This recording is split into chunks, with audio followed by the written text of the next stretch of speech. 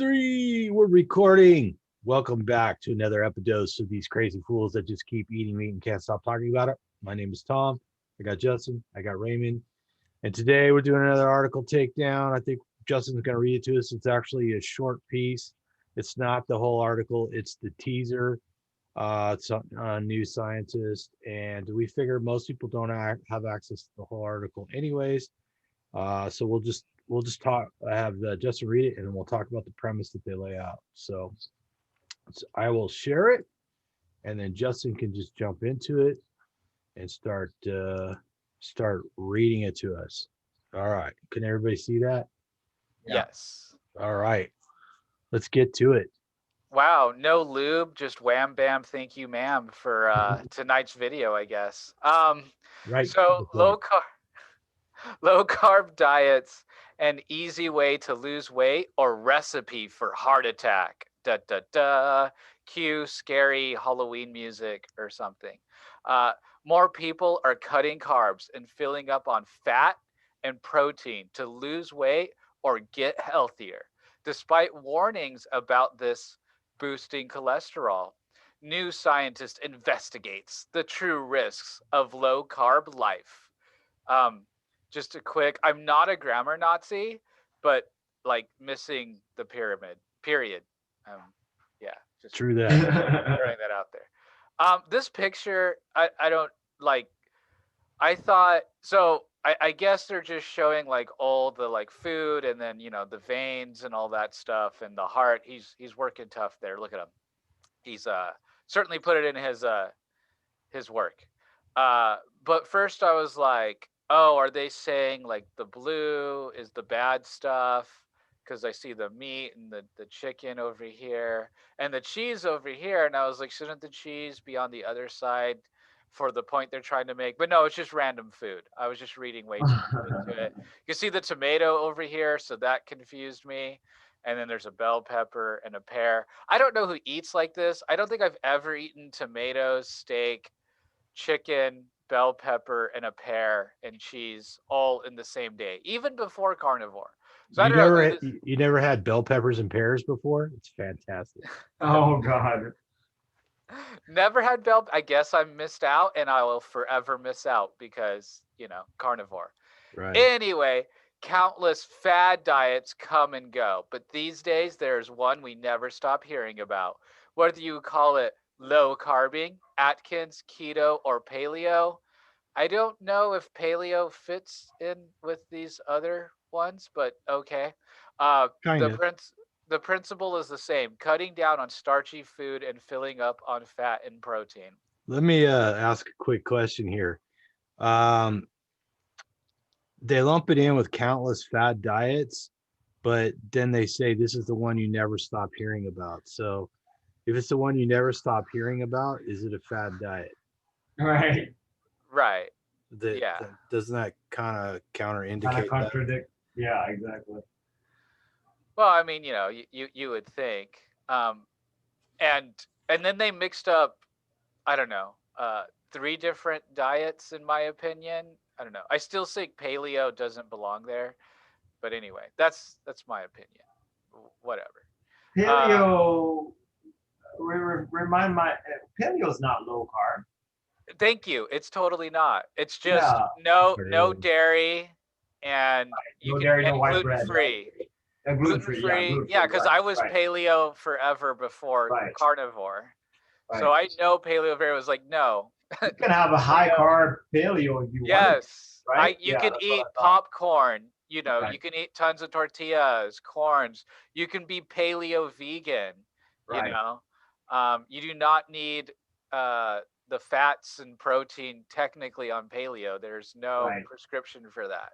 You can do paleo without fats or protein. Well, I mean, I kind of think that's at the heart of part of the problem is we think that, like, you know, the previous generations were hunter gatherers and there was this emphasis on gathering. Yeah. There's a whole bunch of like carbs and starchy tubers and corn to just go out and gather. You know, there's some wheat over here and some peaches over there, and you know, You know, because it grows everywhere, right? I Yeah. mean, rice fields everywhere and wheat fields everywhere, right? and we're just gathering nuts left. And we're just gathering them. Yeah, Yeah, not so much. Stuff just wasn't available, right? exactly. Read on, my good man. Read All on. right. Low carbohydrate diets are increasingly being endorsed by obesity and diabetes specialists. Thank God. And a growing number of trials show that the approach helped people lose weight at least as much as traditional low fat, low calorie regimens. More and more people are eating this way not to lose weight, but because they see it as healthier. Yet many doctors warn that low carbing is dangerous. They point to a large scale population study linking low carb diets to increased risk of heart attack, stroke, and premature death, which I do have the study pulled up that we can go into after the article. Excellent.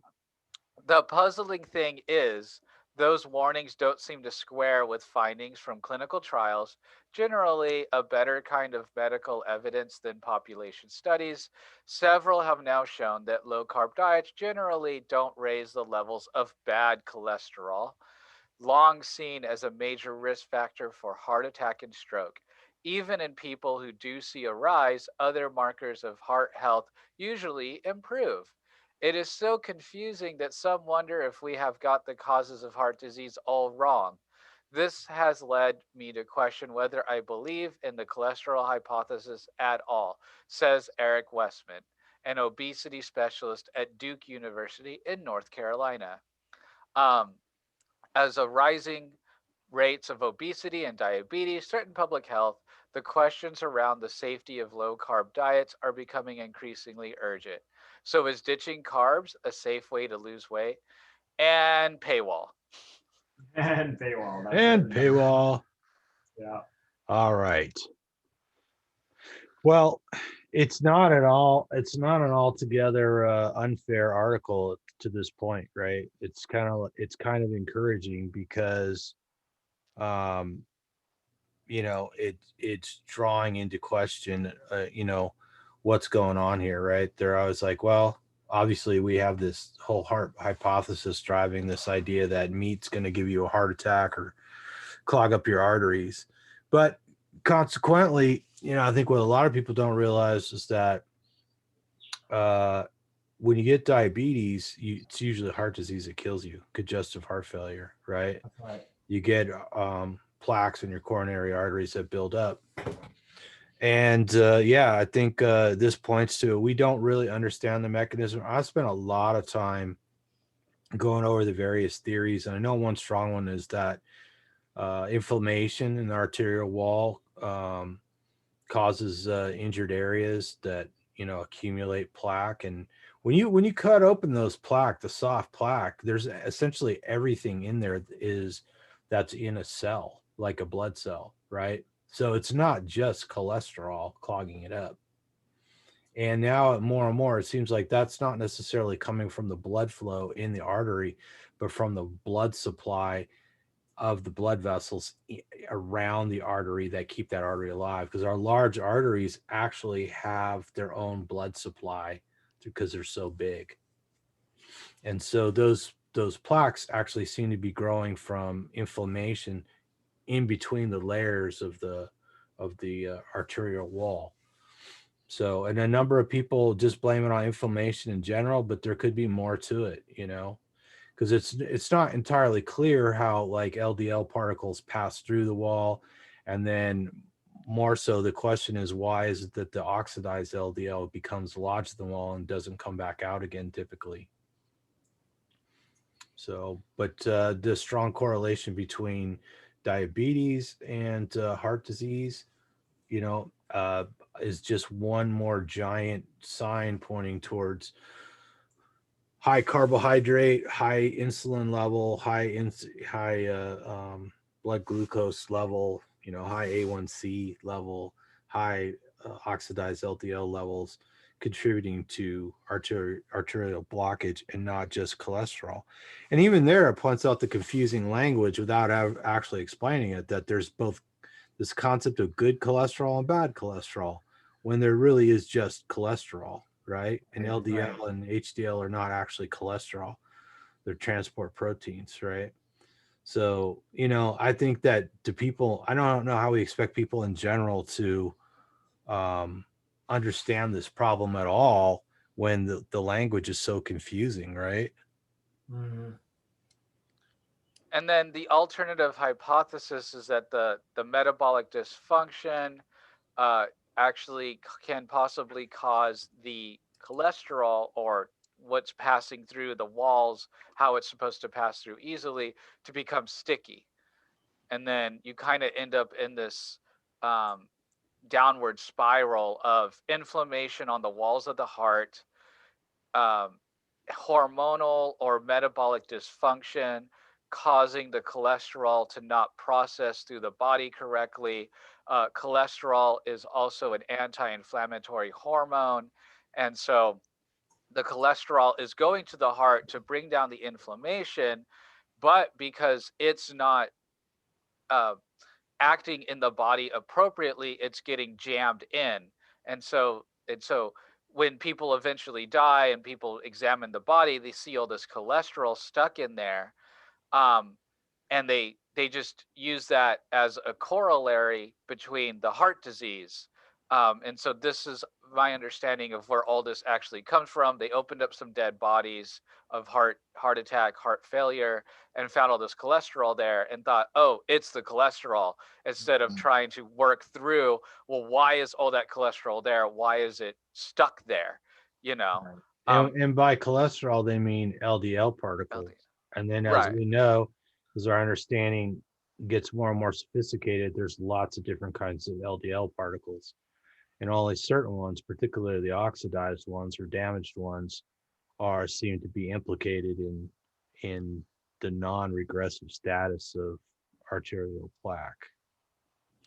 So it's one of those things that often, as we study this nutrition science, as we continue to eat this way, of the causality just not being sorted out right in the first place. And, once people have a good theory, they like to become attached to it and it spreads. Unfortunately, Yes. bad theories in science is a very common in science, unfortunately, but, trust the science, right? Um, and so, but, science, as we know, is an ongoing process. And I think all of us here kind of lean more to, if not fully subscribe to, the metabolic theory of disease versus all these different causes and things like that. A lot of things really seem to come down to the metabolic body and your metabolic function. Right. Yeah. So when people get clogged arteries, it's usually plaque that accumulates over time, and there does seem to be inflammation at the core of that. So you essentially get a wound or an inflamed, damaged area, or maybe like it's possible that particles penetrate the glycocalyx that lines the arteries. They're like hair-like protein structures or carbohydrate structures. And then particles go through that, which they're not supposed to, and then they penetrate the endothelium. But it could also be that that's coming from another source. Like I said, the blood supply. And then when you get a bulge or a tear or a leak in the artery there, then like Justin said, these particles show up as band-aids to cover it over. And then when you get a large amount of plaque covering an area, the body deposits calcium over it to stabilize it because it's soft, and it could break loose and cause like a blood clot or a stroke or something like that. So it's um, when it's a long-lived sort of chronic condition, then the body deposits calcium on it that forms more of a rigid sort of cap on the bandage to keep it from breaking loose. And that's what we see in a CAC, or a coronary artery calcium scan, right? And though it's anecdotal, most of us carnivore people who've had the CAC scans don't see that we get any more uh, calcified plaque in our arteries the longer we're on a carnivore diet. So if we flip that on the other side, you would expect people's CAC scores to get worse no matter what. Because if you're on a standard diet, they just gradually keep getting worse, right? So you have signs of progressive heart disease. But anecdotally, so far, we see the opposite. So we're eating more cholesterol, and we're having less development. So And if I remember right, Raymond, you can share your story, because one of the concerns when you started, or one of the things you're trying to treat, is your heart, if I Right. remember correctly. If you want to share more on that. Yeah. So I mean, I pretty much had a 700 in my calcium score.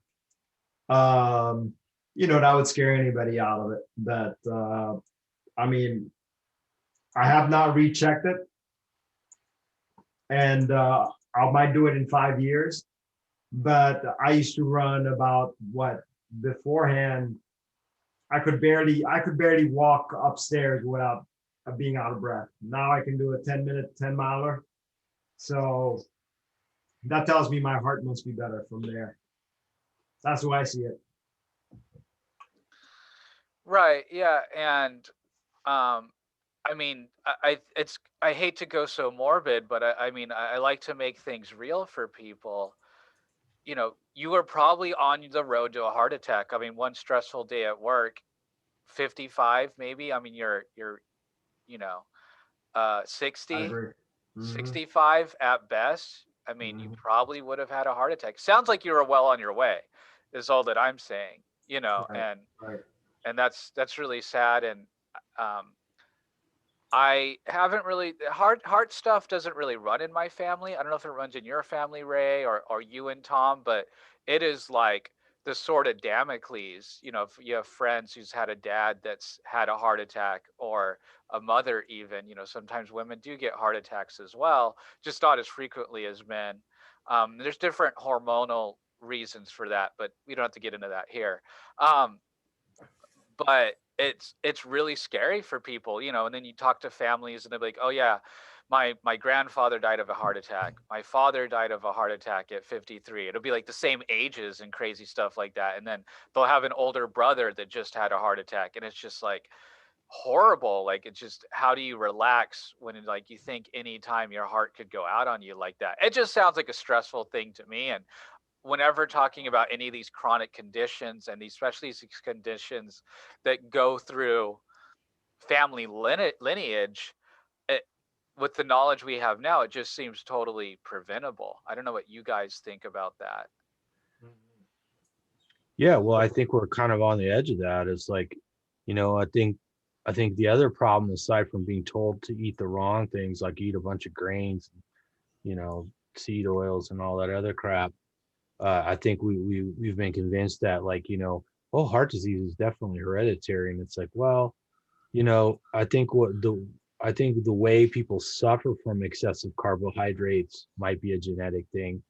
Some people might just get obese, just put on a bunch of fat like me, or they might develop heart disease and never really get that heavy, or they might develop some other disorder, right?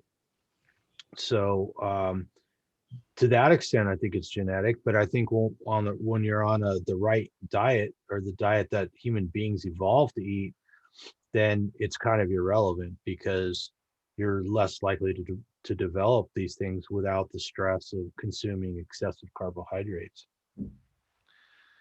And I just kind of want to stress here for a second. You know, there's this line, and I guess it's between being younger and older, but I mean, you'll talk to people and they'll be drinking a Diet Coke and be worried about their heart. And it's Right. like, well, how worried about your heart are you?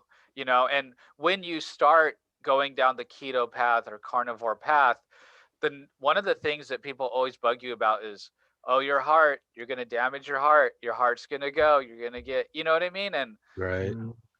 and to us, I mean, I think we've said it before. It's like, well, if your heart goes, your heart goes, but you'll die happy with like, if I'm the way that I am now compared to how I was before, and say it was like, okay, eating carnivore guarantees you a heart attack at age 75, I would honestly still be for it compared do it. to, I would still do it because of how good I feel now. It's like, okay, that's the cost. Nothing's free. No such thing as free. And again, I'm not saying this is what happens. There's no evidence that this is what happens.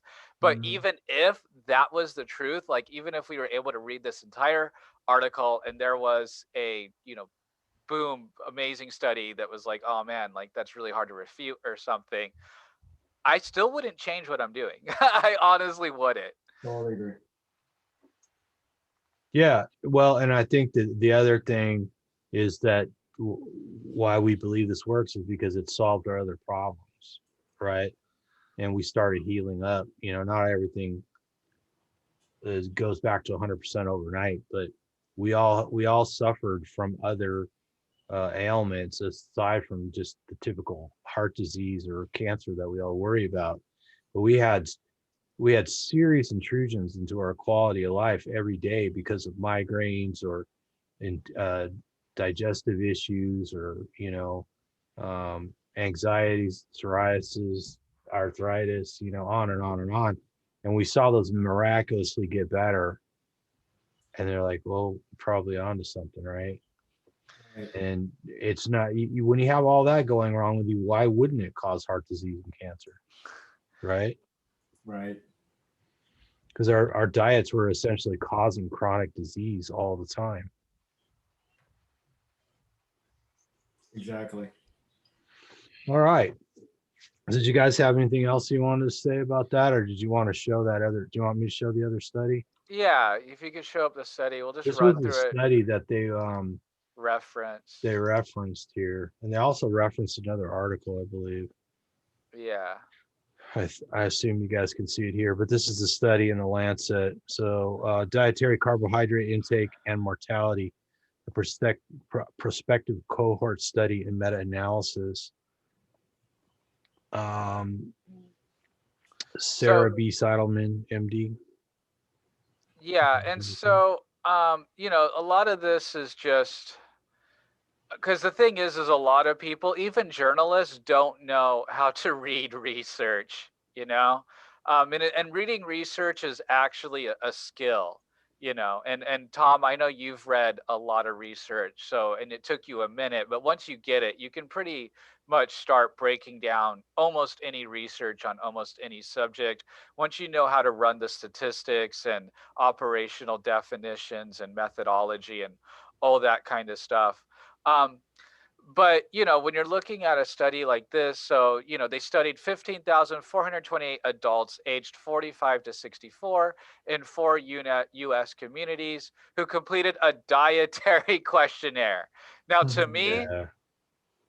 that is a huge red flag whenever I see anything about like a questionnaire, because people aren't honest. And worse than that, even if they're trying to be honest, people's memory sucks. Yeah. And nobody wants to admit to eating a gallon of ice cream, right? But it happens, right? People literally eat a gallon of ice cream. So Yeah, and we would have to say that, like, I mean, I think these type of studies we commonly put them under the umbrella of epidemiology, because they're usually based on questionnaires. They're asking people to remember what they ate over various periods of time, sometimes years, and then they look at their health outcomes, which is barely science because you could barely repeat these, right? Any good science should be repeatable. But when you just approach a community and ask them to try and remember what they ate, and then you look at their outcomes, it's like, how accurate could that possibly be? And I admit you got to start somewhere. So like you right. might find trends in these things, but it's a long ways from hard science. And this is certainly a long ways from proof, because of this questionnaire might ask you about food or certain types of food or whatever. Doesn't ask you, they generally don't ask you about anything else. They didn't ask you how much gasoline you drank or how many cigarettes you Right. smoked, or do you drink a pint of bourbon a day, or whatever, Do so they have a history of abuse in the past, yeah. of substance use? Yeah, of And course. we were just talking to somebody that was talking about how fast they could crush an 8-ball of Coke. That's not on the surveys, right? That's right. So, That's right. that's not included in these things. And, people who eat recklessly, or let's say like, you're like, oh yeah, I love steak and I don't care. And I guzzle bourbon and do cocaine all weekend, so probably not going to live as long. Probably have a pretty high quality of life in the meantime, but not going to live long. Probably broke too, but but that's where epidemiology fails us, and that's why you see a lot of these magazine articles are based on studies like this, that there's not a lot of hard science in. There's Yeah. not a lot of hard data there that we could reproduce or reanalyze even in the same way, because we could probably unravel this and interpret it entirely differently, right? Totally. Right. Totally. And so just a little bit more here. So these guys were a part of the atherosclerosis risk communities, which is like, okay, so this population's already sick. And what do we also know about this community that is obviously not going to be brought up in the study, because no one was really thinking this way, except for a few, doctors, obviously. Um, these people, I would probably guarantee, all have metabolic dysfunction. And I can pretty much guarantee it because we know now that, what is it, like 85% of the population has some kind of metabolic dysfunction, you Mhm. know? And so we're talking about a sick population, but they're sick even in the way that's not addressed in the article. The study was between 1987 and 1989, who did not report extreme calorie intake, which to me is irrelevant information, but okay. Um, but primary outcome was all-cause mortality. So here's the findings.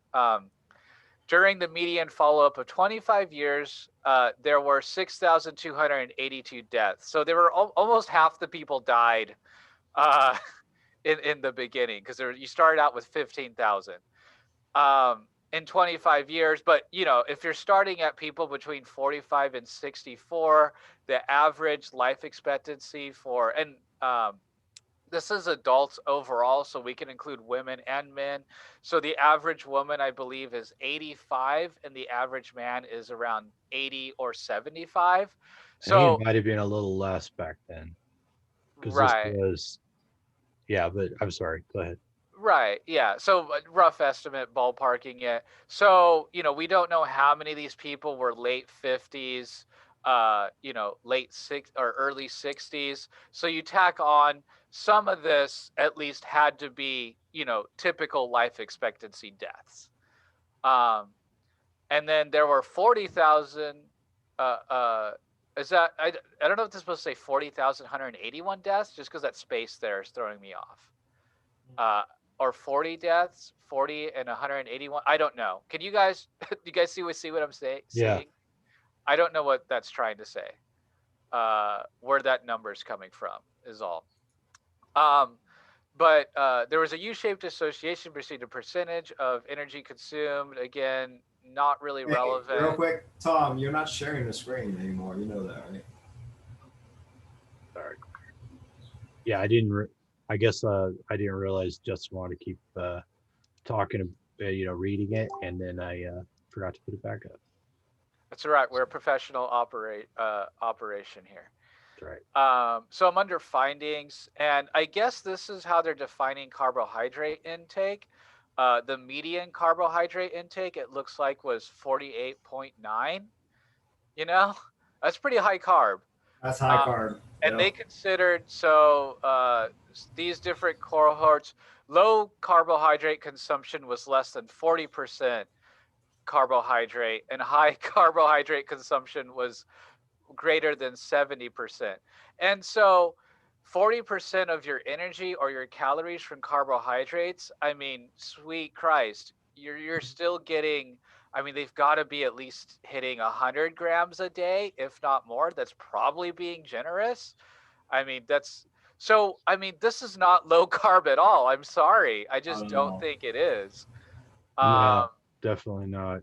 I mean, imagine so if they'd handed out those questionnaires to Maasai warriors, or traditional Inuits who didn't eat any carbohydrates or plants, right? And then these guys weren't weren't suffering from heart attacks and cancer, and they're living long lives. I mean, these guys are more likely, depending on, if you're an Inuit, you're probably more likely to fall through the ice or something. And if you're living in the middle of Africa herding cattle, then you're probably more likely to get attacked by a tiger or, I'm sorry, a lion or something, right? And that's more likely to end your life, but you're not going to, otherwise you're a healthy, strong, tall, powerful human being who doesn't suffer from these modern maladies. And yet all you do is eat meat, drink milk, club seals, and eat dolphins, right?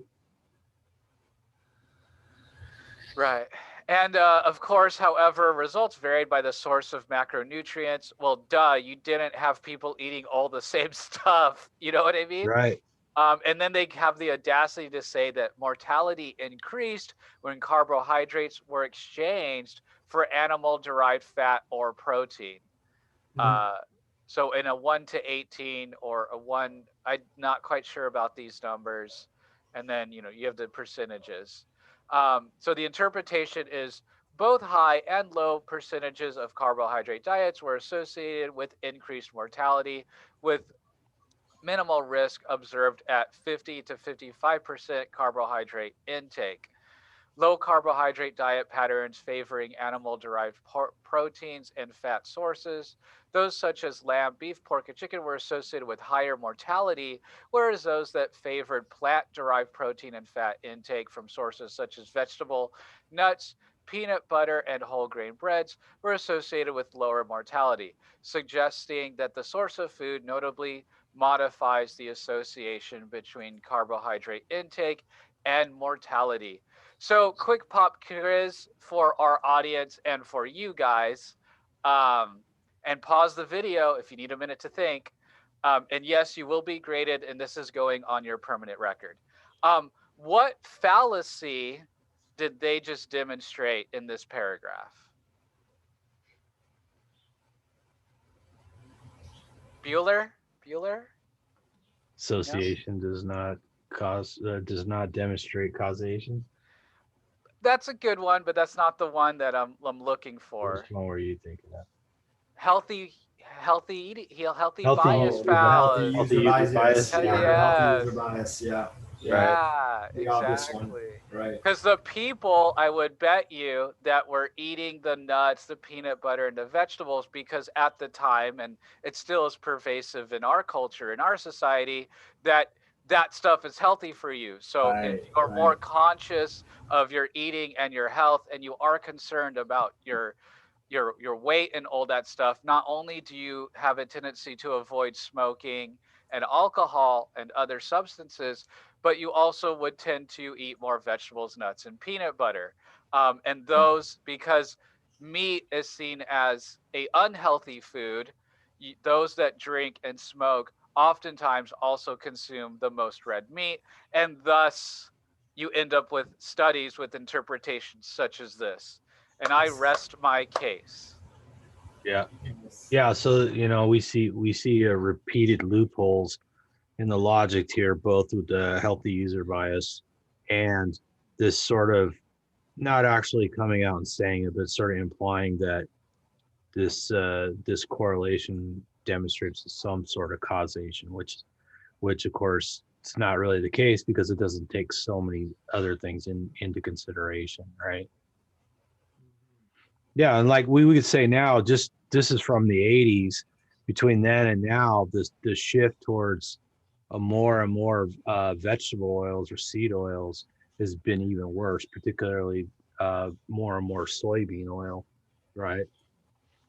Development of canola oil and stuff like that. So Hey, my canola oil was organic, so it was better for me. of course it was. That's right. And I spent like $20 a can on it or something. Yeah. Yikes. Oof. Non-GMO, organic. All right. Well, hopefully one of these days soon we'll be able to just chase herds of woolly mammoths and we'll just eat one of those. We'll just bring one of those down every couple of weeks and eat it, and we'll just be able to hang out and talk about the good old days when we used to drink canola oil. Yeah. Yeah. All right. Well, do you guys have anything else you wanted to add? Crap piece article as usual. Well, and just bad science. I mean, Bad you know, science. Well, science the, we referenced was bad. the study is pretty bad, and it's kind of sad that that's the sort of evidence that a lot of the ideas were pushed with, you know, because we look at it and go, yeah, this is a crap study. It's not. It's barely science. It's actually more of like a, you know, I mean, can you imagine just making up a survey and then writing it up, seeing how people died, and then trying to draw some lines between what they put on a piece of paper and how they died, you know, just kind of sorting out the statistics. It's kind of weak. Yeah, totally.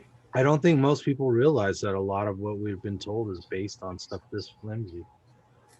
So anyways, my usual message is I hope everybody out there eats more meat and starts feeling better. And I hope you like the video. Send the links on to people that might benefit or enjoy it. You know, share it around. Make sure you stay subscribed to the channel. And whatever you do, Don't fall Don't down trust the bad Don't fall carb science. hole.